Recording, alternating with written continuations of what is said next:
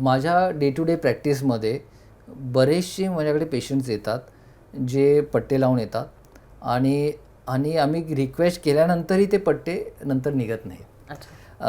तर first of all हे over use आहे स्पाईनमध्ये पट्टे लावणे आणि हे रुटीनली लोकल डॉक्टर्स ज्यांना मणक्याबद्दल नॉलेज त्यातल्यात कमी असेल हे रिकमेंड केलं जातं.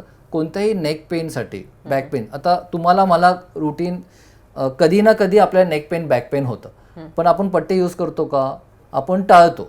तर हे टाळायलाच पाहिजे आणि त्याचे काही कमी इंडिकेशन्स आहे किंवा कमी गरज असलेले असे सिनारिओज आहे ज्यामध्ये पट्टे वापरायला पाहिजे.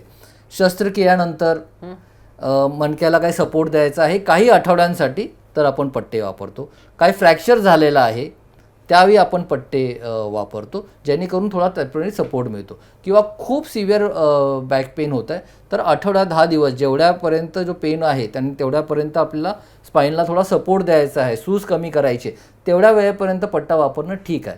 पण ह्याच्या बियॉन्ड जात असेल आणि डॉक्टर स्पाईन एक्सपर्टच्या सल्ल्याच्या बियॉन्ड किंवा न दिला तरीसुद्धा तुम्ही यूज करताय तर हे तुमच्यासाठी हानिकारक आहे. कारण स्पाईनला डे टू डे लोड पाहिजे असतो.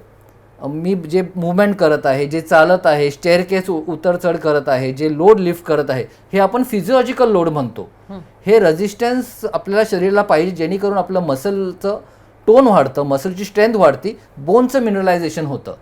जर हे लोड नसेल तर हे बोन पण वीक होऊ शकतात, म्हणजे मसल वीक होऊ शकतात. ओके, ठीक आहे. मग त्यामुळे हा पट्टा लावल्यामुळे आपल्याला एक आराम वाटतो किंवा बरं वाटतं आणि काहीतरी सपोर्ट वाटतो कारण मसलच यूज होत नाही.